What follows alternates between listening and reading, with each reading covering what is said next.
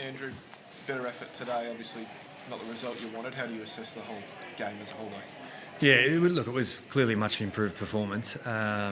Really disappointing not to get the win. I thought we put ourselves in a really winnable position for leading the game for really majority of the game, and even being able to dominate the last quarter. But we just weren't able to score throughout that last quarter. So, in the metrics we looked after, there was a fair bit of green in today's game.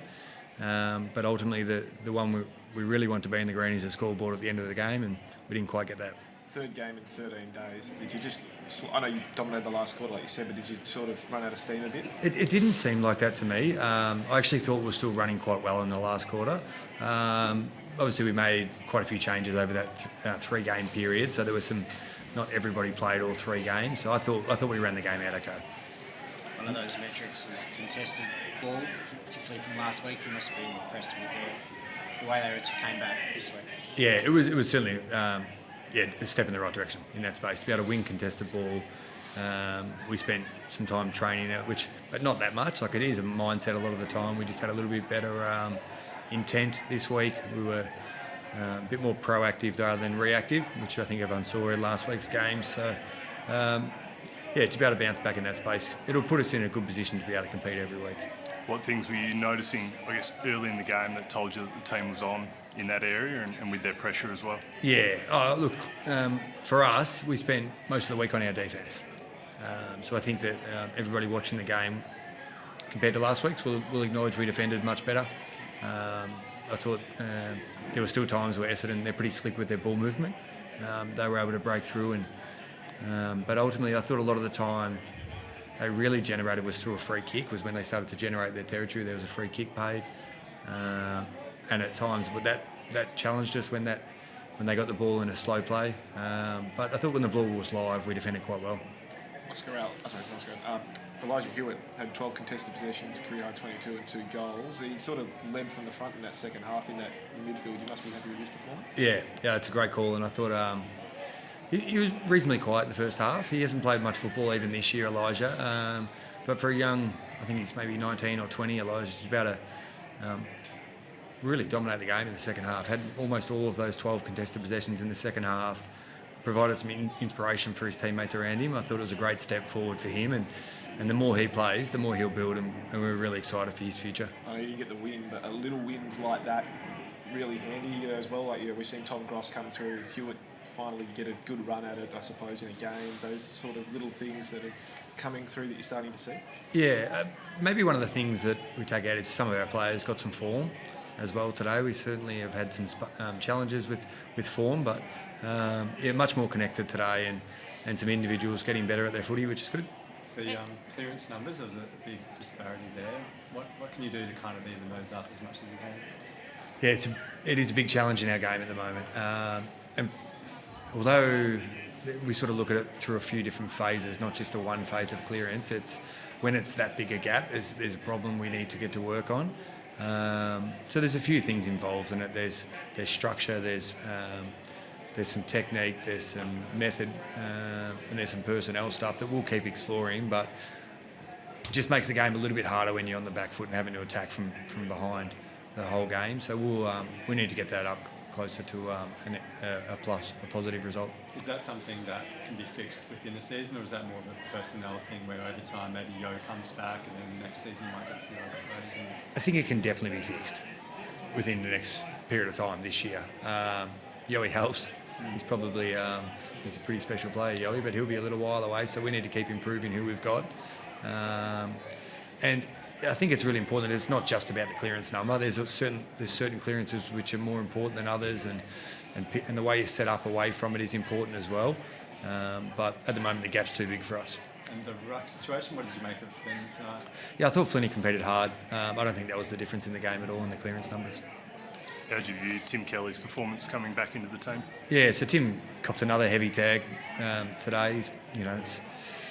It's challenging for Tim. He's had 3 tags 3 weeks in a row now, AFL, waffle, AFL. But I thought he worked his way through it really well. He competed hard. He gave us a few different looks with the way we were able to manipulate some stuff. I thought it was a step in the right direction for Tim. Can you talk us through the decision to recall him? He didn't, set it alight in the waffle last week, but was there something in particular you wanted to see from him last week that earned the recall, or was it just a more of a statement made? No, it definitely wasn't about a statement being made. It was about, I think it's really important, like all of our players, I think you've seen by now, we're not a super high possession team. So when you say he didn't have huge numbers, he had 20 in the waffle last week, but that wasn't what was going to get him back in the team. So I'm probably not going to divulge everything here about what we spoke to Tim about, but he's really clear about what we require from him in his role in our team. And I thought he made an improvement in that area today. I think you said during the week that you were a bit too young in the midfield last weekend against Carlton. I think you had Graham and Kelly just about every centre bounce today, one of them. Was that to rectify that, obviously? Look, a little bit. I think I mentioned that we may have been too young in the one area last week, which, maybe or maybe not. But Tim and Jack have played a fair bit of centre bounce in their time. Harley played a little bit more centre bounce today. Elijah comes into that mix.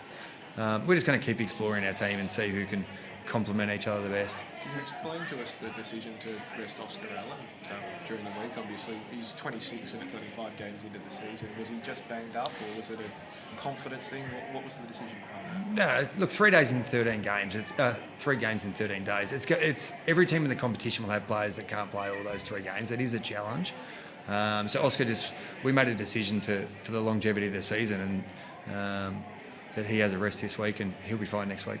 Was there any thinking too, though, that the fact that this is the first game back since the whole Sam Mitchell thing and a big crowd, big attention, was there any just maybe also looking after him a little bit? No, there was none of that. How's his knee been holding up so far this season? It's all good. Yeah, he's doing well. His GPS numbers are good and he's going well. During the week on the track, is he able to do full sessions, or where's he at physically in that sense? Yeah, I don't think Oscar's missed a session at all through knee soreness this year. So I think he's really had a strong program. He's had a great medical team around him. They're doing a terrific job. And he's completed every session that he's had to this year. How hard was it to hold him back in this match? Obviously Friday night, home crowd.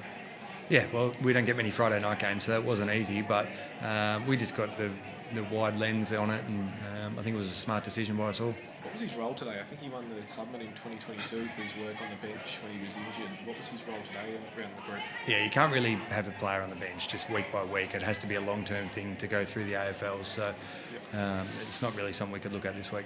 Do you think he'll be available next week? Yeah, Oscar will play next week. How do you go about that week, considering it's against Hawthorn and given all the eyes that will be on that situation? Yeah, I hadn't even thought of that. It's a good question.